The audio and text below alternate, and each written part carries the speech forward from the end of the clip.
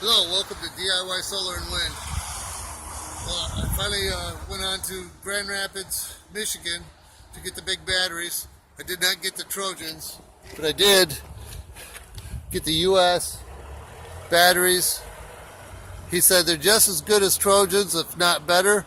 $20 cheaper per battery. So here we go. I got two of them. They're 6 volts each. Batteries unlimited. So 131 north to exit 80 for those of you that live local. So getting stoked. Now I'm going to be doing solar with the big batteries, and I can do a whole lot more. The other batteries just weren't capable of keeping up with all the solar panels I've connected with the system. So there you have it. Now I got to drive through the rainstorm again.